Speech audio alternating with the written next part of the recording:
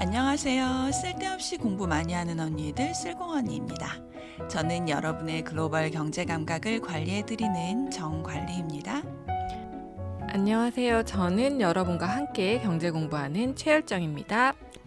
네, 쓸공님들 요즘 날씨가 덥죠? 너무 더운 것 같아요. 그쵸. 왜 이렇게 이번 여름은 길고 더울까요? 맞아. 그죠? 저도 진짜 에어컨을 잘 안 틀거든요. 찬바람을 싫어해서 네. 올해는 안 틀 수가 없더라고요. 그쵸. 네. 우리 쓸공님들께서 이제 아침에 출근하시거나 이제 등교하시면서 지하철에서 많이 들으신대요. 맞아요. 네. 그래서 이제 더운데 지하철에도 사람도 많을 텐데 우리 쓸공님들이 힘내서 상쾌한 등굣길이 될 수 있도록 출근길이 될 수 있도록 우리도 힘내봐요. 알겠습니다. 네. 자, 오늘은 기분 좋은 소식으로 방송을 시작해 볼게요. 네. 네. 자, 쓸공 언니가 드디어 공중파 라디오 방송에 진출하게 됐습니다. 와. 짝짝짝.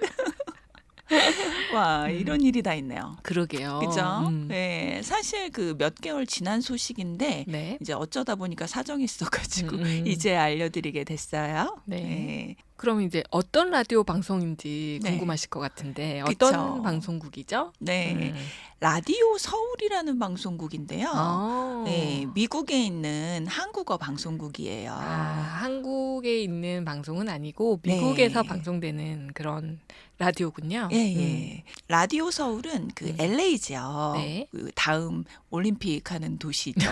네. 이 LA 지역 FM, AM도 아니야. FM이에요.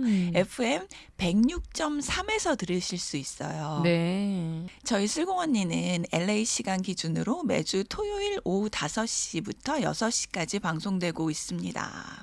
LA 시간 기준이 토요일이면 네. 한국 시간으로는 일요일 아침 9시부터 10시 그 사이네요. 예, 맞아요. 그래서 저 일요일 아침 9시부터 10시에 꼭 이 라디오를 틀어놔요. 인터넷 라디오. 자, 우리 쓸공님들은 뭐 갓생 사시니까 그쵸. 주말이지만 이 시간에 또 한창 활동하실 시간일 것 같기도 해요. 그럼요. 네. 이 한국에서도 라디오 서울을 앱으로 들으실 수 있어요. 네. 네, 그래서 이제 라디오 앱 서울 다운 받으시면 네. 들으실 수 있답니다. 알겠습니다. 예, 모든 에피소드가 방송되는 건 아니고요. 네. 일부 에피소드를 한 번에 3-4개 정도 묶어서 방송을 해주시더라고요. 그렇구나. 예. 대부분 이제 공중파 프로그램들이 먼저 방송을 하고 네. 그 방송을 팟캐스트에서 업로드 하잖아요. 네, 그러시죠. 저희는 반대네요. 우리 뭐든지 반대야. 그러네. 작가주의가 강한 방송.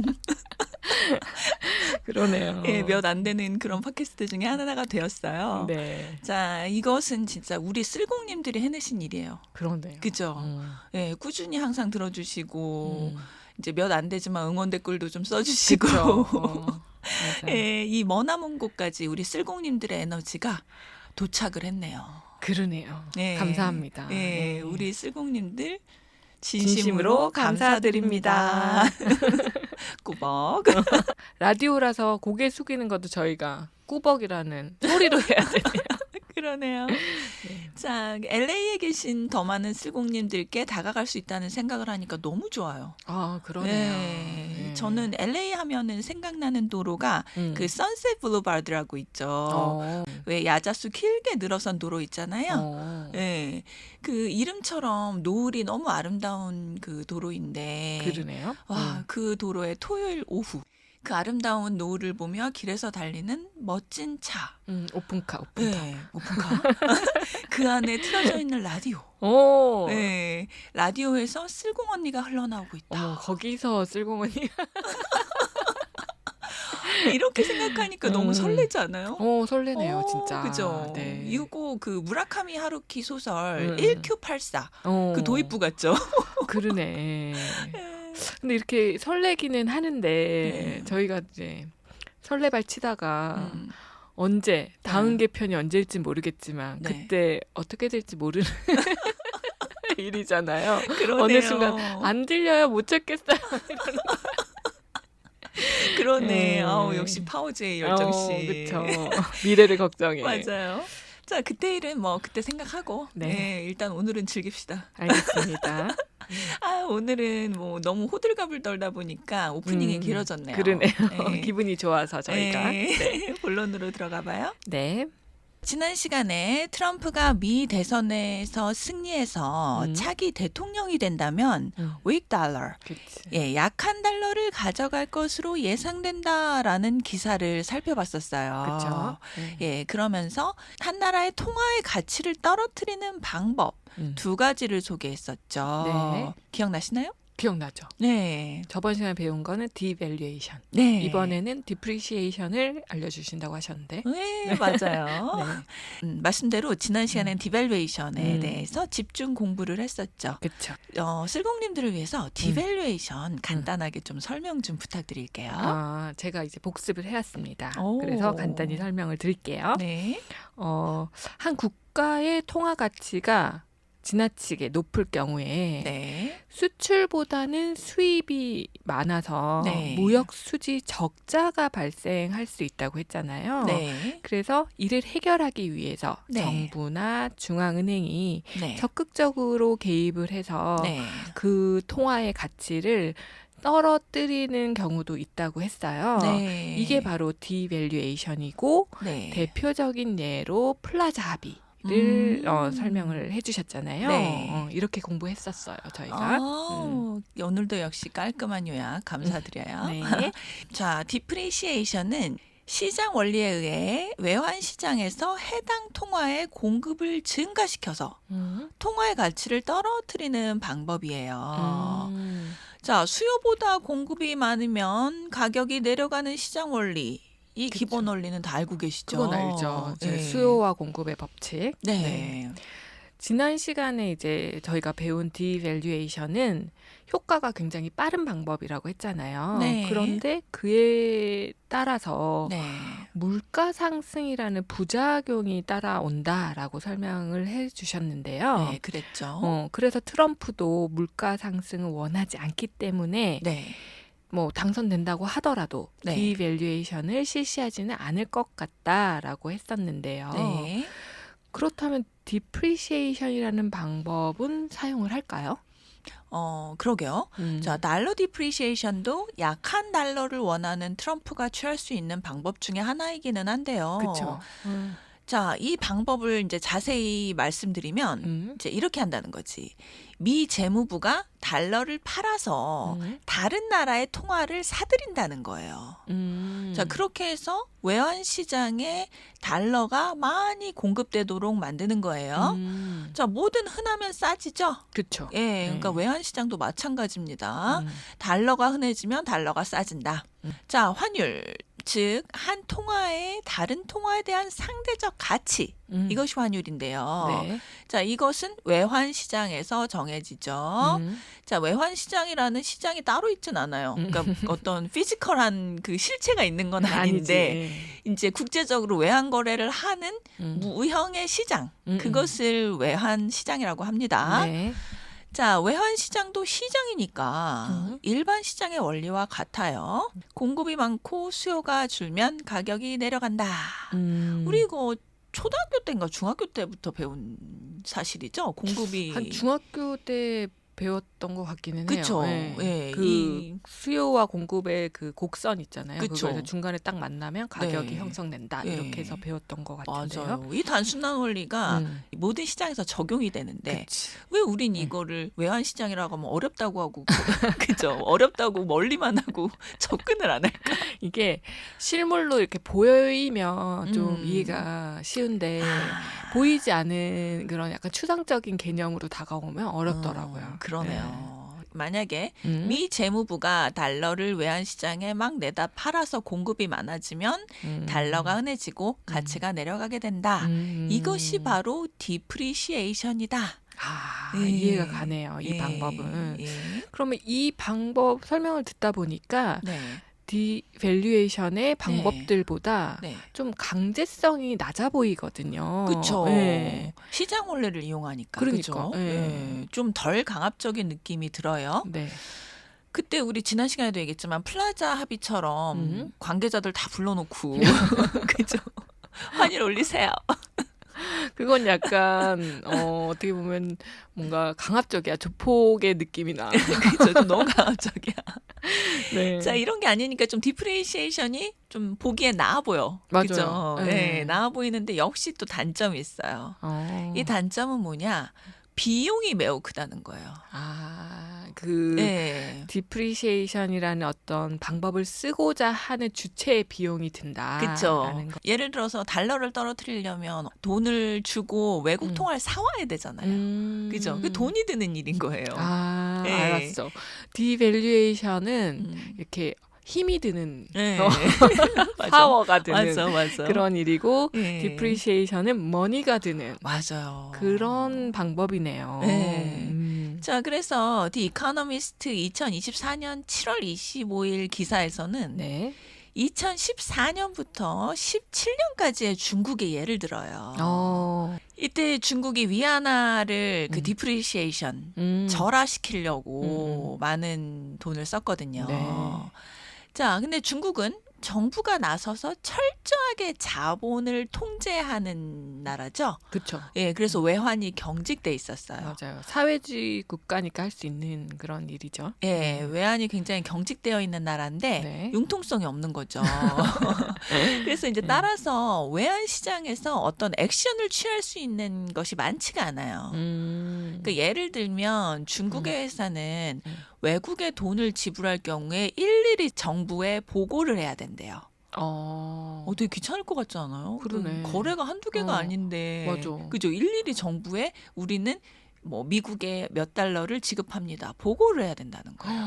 어렵겠다, 진짜. 네. 자, 각 나라마다 외환 관리법은 있지만 그치? 이렇게 일일이 통제하는 나라는 흔치 않죠. 없을 것 같은데요, 예, 거의? 없을 것 같은데 외환을 다루는데 이렇게 경직이 되어 있으니까 환율 방어를 할 수 있는 방법도 많지가 않은 거예요.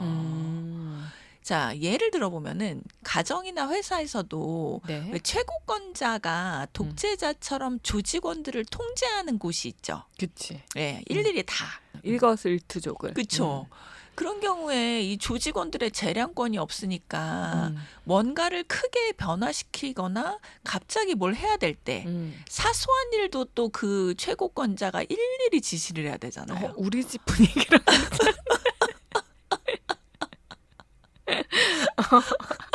제가 독재자거든요. 우리 집에서. 네. 그러시구나. 네.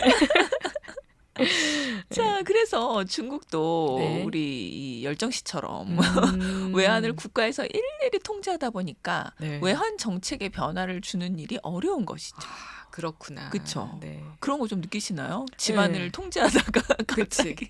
내 머리에서만 나와야 돼요. 모든 아이디어는. 그러니까 이 조직원들도 함부로 권력에 그 반항했다가 응징이 그러니까. 무서운 거지. 그러니까 자율적인 의견을 잘 안 내놓더라고요. 그치. 그냥 가만히 시킨 대로 하면 시킨 대로- 안전하긴 하잖아. 그게 편해. 이게 고착화되면 안 될 것 같긴 하네요. 네. 중국이 그 우리 열정 씨에게 많은 교훈을 주네요. 그러게 좀 약간 그래요. 변화를 좀 꾀봐야겠네. 자, 네. 그래서 이제 2014년부터 17년까지 이 네. 중국이 환율을 좀 떨어뜨리고 싶었던 거예요. 수출을 많이 하고 싶었던 거죠. 네네. 더 많이 하고 싶었는데 그래서 이제 디프리시에이션이라는 방법을 쓴 거예요. 그러니까 왜냐하면 이제 우리나라나 미국 같은 거는 여러 가지 방법이 있지만 중국은 그냥 이 정책을 쓸 수가 없으니까 그냥 시장을 통해서 돈 주고 그냥 이 위안화를 풀어버리는 거야. 그러네. 네. 그래서 이제 위안화의 가치를 떨어뜨리기 위해 이제 외환 시장에다가 막 위안화를 내다 팔고 네. 다른 통화를 사들인 건데요. 네. 다른 통화를 사오려면 돈을 얼마나 많이 써야 했겠어요. 많이 써야겠지. 그죠? 왜냐하면 다른 나라들도 자기네 환율 방어할 거란 말이야. 그렇지. 그죠? 네. 그러니까 돈을 얼마나 많이 썼냐? 1조 원 달러. 와, 이 금액은 그 당시 중국의 GDP의 3%래요. 와. 그러니까 GDP 3% 성장 포기하고 위안화를 푼 거야. 환율 방어에 환율 진짜 올인한 방어하려고. 거네요. 올인한 거예요. 우리나라 돈으로 1,000조 원이 넘는 돈이에요. 1,000조. 대단하지 않습니까? 1,000조 원 하니까 진짜 빡 와닿네요. 네, 그 돈을 외환에 쓴 거예요. 우리나라 1년 예산이 네. 약 650조 원 정도 된다고 하는데요. 중국은 외환에만 지금 1,000조 원이 넘는 돈을 썼다는 거네요. 그쵸. 대국은 대국이네. 그쵸. 그러니까 난 또 어떤 생각이 드냐면 이런 생각이 드는 거야. 너무 가정에서도 내가 이제 뭐 엄마인데 굉장히 통치력이 강한 사람이야. 그럼 어떤 일이 있을 때 내 돈 쓸 수밖에 없어. 뭔가 움직이려면 어. 돈을 풀어야 돼요. 돈을 풀어야 돼. 그러니까 권력엔 대가가 따르는 거야. 맞아. 다시 중국 얘기로 돌아와서요. 네. 자, 중국 역시 강력한 외환 통제에 대한 비용을 치른 것이죠. 그러네요. 네. 자, 이런 어마어마한 돈을 써서라도 위안화의 가치를 떨어뜨렸다는 건 네. 약한 위안화를 이용해 수출을 해서 얻는 이득이 많았다는 얘기겠죠. 그러네요. 예. 이때는 수출을 엄청 장려할 때잖아요, 중국이. 네, 그쵸. 뭐 지금도 마찬가지긴 하지만. 그치. 그죠? 자, 그래서 이때 미국이 대중무역 수지 적자가 커서 불만이었어요. 이때부터 네. 이제.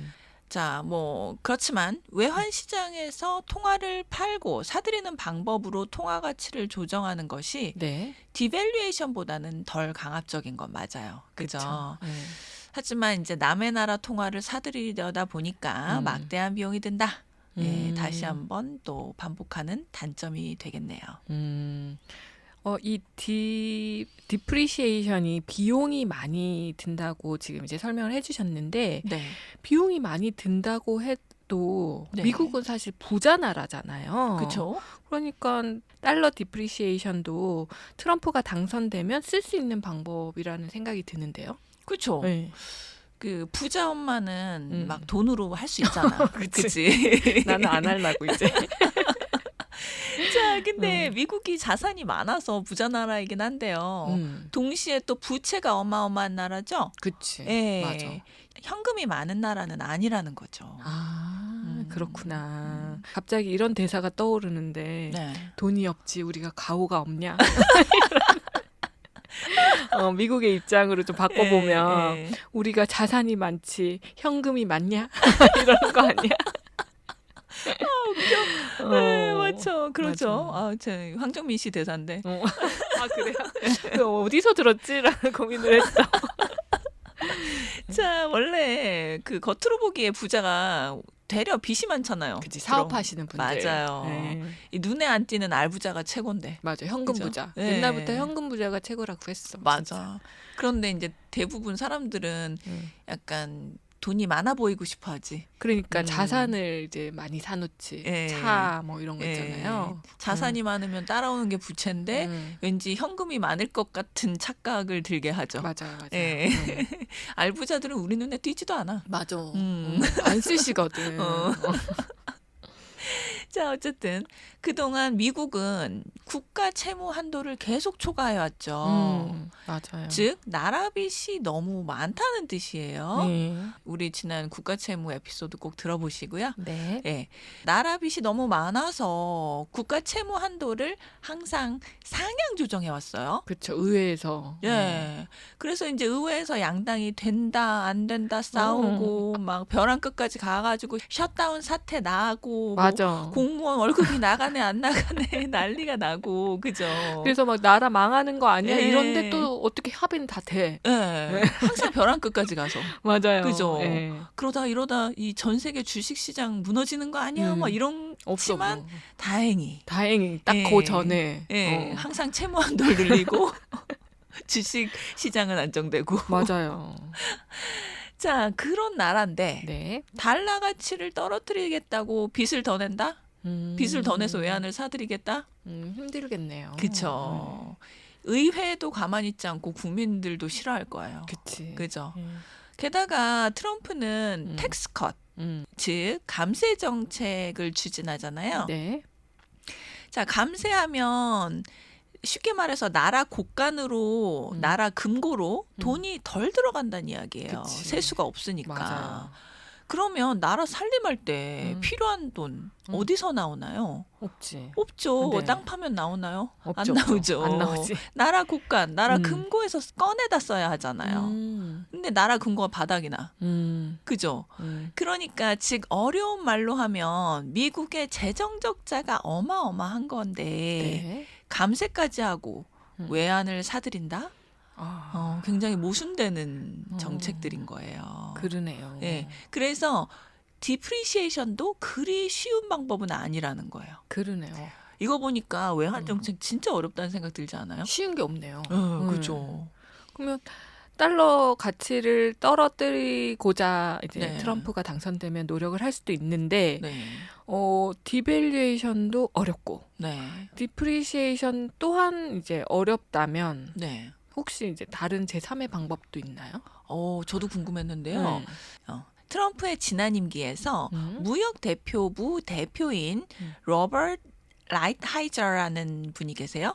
이분이 방법을 하나 또 생각을 해냈대요. 그래서 이게 무슨 방법이냐면은 네. 미국의 금융자산을 외국인이 살 경우에 그 외국인한테 세금을 부과하자. 예, 금융자산을 가지고 하자. 워낙 미국이 금융자산이 세니까. 채권 같은 거. 예, 주식도 그렇고. 자, 이렇게 하면 외국인들이 미국 금융자산을 덜 사게 되고 네. 달러의 수요가 줄어들게 될 것이다. 네, 자, 달러 수요가 줄어들면 달러의 가치는 내려가게 되겠죠? 그치. 예, 자, 이런 방법을 내놓았었는데 이 방법도 환영받지 못했어요. 환영받지 못한 이유가 있나요? 네, 그 이유가 뭐냐면요. 네. 자, 열정 씨, 금융 투자 자산의 대표적인 두 가지 뭐죠? 방금도 얘기했지만 주식이랑 채권? 네, 요거 그렇죠. 아닌가요? 네. 주식과 채권. 음. 자, 외국인의 미국 금융자산 매입에 세금을 부과하면 아무래도 외국인들이 미국의 주식과 채권을 덜 사게 되겠죠? 그쵸? 예, 수요가 줄어든다는 얘기예요. 네. 자, 수요가 줄어들면 가격이 떨어지겠죠. 주식과 채권의 가격이 떨어지게 된다는 거. 특히나 트럼프는 주식 시장을 활성화시키는 방법으로 민심을 얻는 분이죠. 그쵸? 예, 그런데 주식 가격이 떨어지는 걸 원치 않으실 거예요. 다 단점들이 있네요. 그쵸? 이게 이렇게 살펴보니까 외환 정책이라는 게 진짜 정말 어려운 거라는 거를 알게 된 것 같은데요. 네. 고려해야 되는 요소가 너무 많아요. 그쵸? 대가를 치러야 되는 게 너무 많고. 그쵸? 네. 이게 오죽하면 외환 전쟁이라는 말이 있겠어요. 그러네요. 예. 이 트럼프는 약한 달러를 가져가고 싶지만 쓸 수 있는 방법들이 그리 쉬운 것들이 아닌 거예요. 그러네. 하지만 그 며칠 전 미 연준이 9월에 금리 인하 가능성을 내비쳤죠. 맞아요. 예, 만약에 금리가 인하되면 달러의 가치도 내려가니 트럼프가 나서지 않아도 달러의 가치가 내려갈 가능성이 있는 상태이기는 해요. 그러네요. 또 그거는. 네. 근데 혹시 여기서 쓸공님들 중에 네. 금리를 내리면 왜 돈의 가치가 내려가지? 이렇게 궁금증을 가지는 분들이 혹시나 계실 수도 있을 것 같은데요. 네. 이 기본 지식이지만 어떤 분들은 이거 당연한 얘기를 뭐하러 풀어 얘기해? 이렇게 얘기하실 수도 있지만 그쵸. 그래도 용어기 때문에 맞아요. 그죠. 우리 그리고 학생 쓸공님도 꽤 많이 계시잖아요. 맞아요. 예, 그러니까 같이 얘기해봐요. 네. 자, 사실은 금리와 돈의 가치는 동의어죠. 맞아요. 네, 동의어예요. 쉽게 말하면 내가 돈을 은행에 넣어두면 은행이 내 돈의 가치를 얼마나 높고 낮게 쳐줘서 이자를 줄 것인가. 이것이 바로 금리니까요. 맞아요. 그죠? 그러니까 미국이 금리를 인상한다고 하면 달러 가치 올라간다라고 생각하시면 돼요. 만약에 미연준에서 금리를 올릴 것이다라고 하면 내 달러 통장에 달러의 가치가 올라가네. 그치. 그 올린 다음에 환전해야겠네. 이런 생각하시면 되죠. 반대로 네. 지금 이제 7월, 8월 이때 이제 일본은 네. 금리를 인상했잖아요. 제로 금리 그쵸. 쓰다가 이제 거의 조금씩 인상을 하겠다라는 의지를 보였으니까 예. 일본 그 엔화의 가치가 상승한다고 보면 그쵸. 되겠네요. 예. 그래서 엔화 가치 상승하니까 일본 물건이 싸서 신나게 썼었는데 앞으로는 좀 덜 사야겠네. 여행도 못 가겠네. 약간 그런 게 그런 그러니까요. 생각을 하실 수 있다. 네. 물론 이제 대부분의 쓸공님들 알고 계시지만 정말 입문자 음. 입문자 쓸공님들을 위해서 우리가 이제 얘기를 나눠봤습니다. 맞아요. 또 이제 제 개인적인 생각이 또 하나 드는 게 있는데 네. 트럼프는 이제 금리 인하가 조금 늦어지길 원하지 않을까. 왜죠? 본인이 대통령으로 당선된 후에 금리가 내려가는 것을 바라시겠죠. 바이든 때 말고 예, 내가 대통령으로 이름이 딱 올라 있을 때 예, 금리가 내려가면 주가가 올라가잖아요. 그치. 그죠? 자, 금리가 내리면 주가 올라가는 거 일반적인 공식이라는 거 우리 방송 꼬박꼬박 들으시는 쓸공님들 이미 아시죠? 네. 예, 자, 트럼프가 본인이 당선된 후에 금리가 내리고 주가가 오르면 야 이거 봐라 나 트럼프 스트롱맨 그죠? 당선되니 주가가 막 올라가지 않냐 이렇게 보여주고 싶잖아요. 그러네요. 그죠? 네. 대선이 이제 11월이잖아요. 네. 근데 지금 예고하기로는 9월에 인하가 이루어질 수도 있다고 하니까 네. 트럼프 입장에서는 한 3개월 정도만 금리 인하가 미뤄졌으면 하고 속으로 바랄 수는 있겠네요. 그죠? 네. 혹시 막 만나서 부탁하시는 거 아니야? 한번 봐줘. 야 3개월이야. 금방이다. 이렇게. 자, 이제 2개 에피소드에 걸쳐서 네. 달러 디밸류에이션과 디프리시에이션을 공부해봤네요. 네. 좀 어려우셨죠? 맞아요. 이 환율 얘기가 나오면 좀 네. 어렵긴 해요. 예, 근데 한 번 또 알고 나면은 이보다 쉬운 게 없다. 맞아. 공식처럼 좀 외워도 좋을 것 같고요. 예, 네. 그래. 자, 그런데 이제 맨날 쉬운 것만 하면 지루하고 발전이 없으니까, 예, 이제 가끔씩 이렇게 조금 어려운 것도 도전해 보시는 게 좋아요. 맞아요. 예. 좀 한편 좀 염려되는 점은 뭐 앞에 오프닝에서도 말씀드렸지만 출근 통학길에 이제 들으시는 쓰공님들 좀 어려우셨을까봐. 아침부터 아침부터 또 환율 머리가 지끈지끈 하신다고 하면 어떡하지? 난 좀 걱정되는데 또 네. 이렇게 세계 이야기를 또 한번 듣고 나면은 이 회사나 학교에서 벌어지는 작은 일들 조금 가볍게 받아들이실 수도 있어요. 맞아요. 그죠? 나는 아침에 세계 환율을 논하고 온 사람이야. 그치. 대선과 그죠? 미국 대선과 이 환율의 관계를 내가 파악하고 하고, 왔는데 그죠? 이까진 일이야. 그죠? 네, 그러실 수 있어요. 맞아. 대인이 될 수 있어. 네. 좀 어려우셨으면 네. 오늘 루틴 완성했으니 오늘은 성공이다. 맞아. 네, 이렇게 생각 네. 한번 또 해보시고요. 네. 예. 자, 오늘 하루도 루틴을 완성하신 쓸공님들 특급 칭찬 드립니다. 네. 여전히 열대야가 계속되고 있는데요. 네. 예, 저희 방송 들으시면서 남은 더위 함께 멀리 보내주기로 해요. 네. 다 같이 쓸공합시다.